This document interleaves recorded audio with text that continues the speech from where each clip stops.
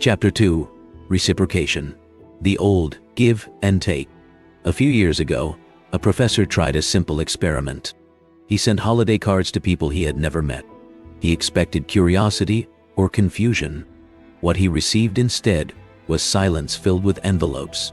Card after card returned to him. Warm wishes. Friendly notes. No questions asked. Most people never wondered who he was. They received a card and felt the need to send one back. No discussion. No analysis. Just action. This small event revealed something powerful. Humans carry a deep rule that quietly guides behavior. When someone gives us something, we feel pressure to give something back. This rule is so old that it feels natural. A favor creates a weight. A gift creates a debt. The debt may be small, but it lingers. It asks to be cleared. This pattern exists in every known society. Cultures differ, but this rule survives everywhere. It allows people to cooperate, trade, and trust one another over time. Without it, sharing would be risky. Helping would feel dangerous.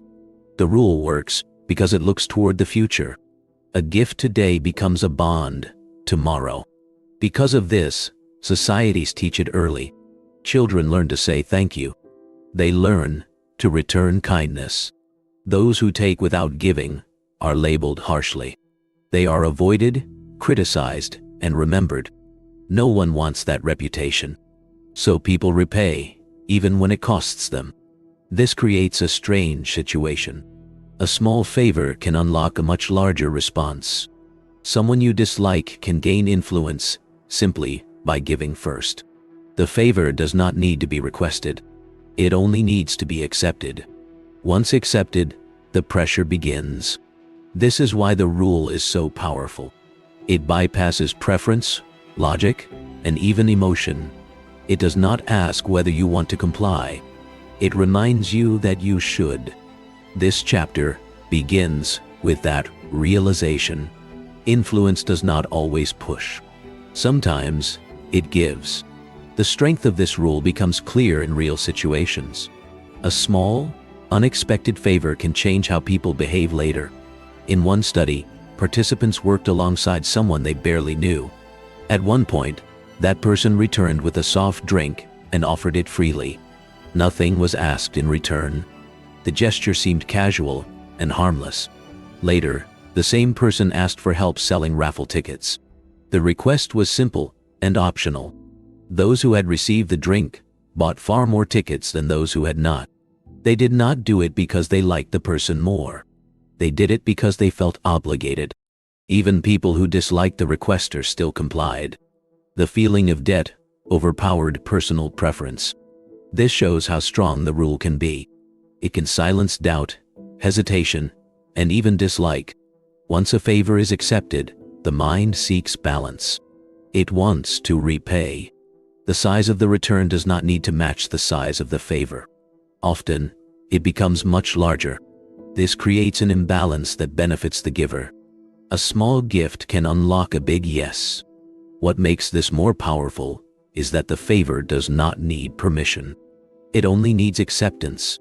People rarely refuse small gifts. Refusing feels awkward, rude, or unnecessary. But acceptance quietly activates the rule.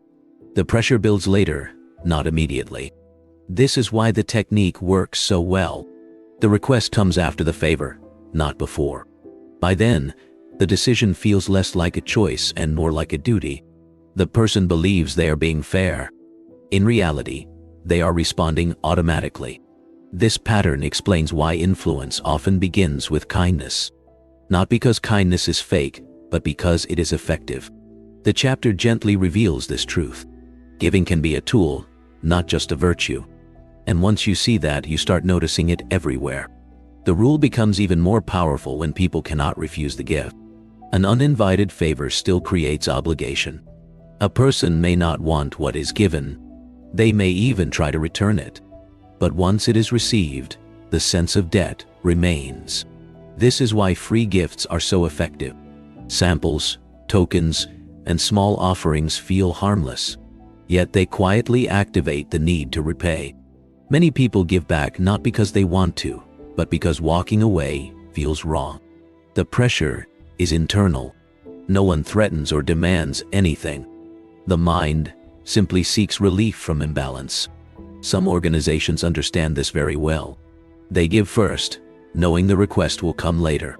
The gift may be small, cheap, or even unwanted. That does not matter. What matters is that it was given. Once the gift is accepted, saying no becomes harder. People often give money, time, or agreement just to feel free again. This is the hidden strength of the rule. It does not require persuasion skills. It relies on social conditioning learned over a lifetime. The obligation feels personal, even when it was engineered. That is why awareness is critical. Refusing a request feels rude, but refusing a gift feels even worse. Understanding this allows people to pause before accepting. Sometimes the safest choice is to decline politely at the beginning. Once the gift is taken, the choice narrows. This chapter does not argue that generosity is bad. Generosity builds trust and cooperation, but it also warns that generosity can be used strategically. The goal is not suspicion. The goal is clarity. When you recognize the rule at work, you regain choice. And with choice, influence loses its grip.